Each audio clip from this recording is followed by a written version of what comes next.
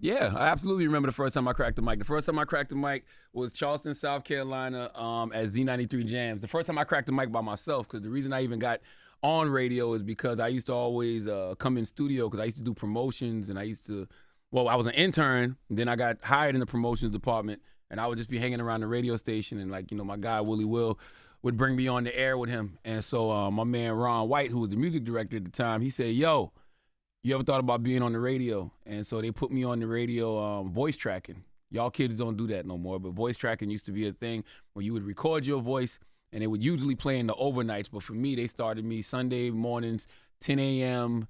to 3 p.m., I believe the shift was. And I didn't go live until 10 p.m. on a Saturday because I was scaring all the church folks on Sunday. So then they moved me to Saturday, 7 to midnight. And the first 3 hours was voice tracked. And then I'd be live 10 to 12. And I absolutely positively remember that feeling of first going live on the radio on a Saturday night at 10 p.m. There was nothing like it. The phone lines ringing, you taking phone calls, just really feeling like you won with the city, of Charleston. So, yes, I absolutely remember that.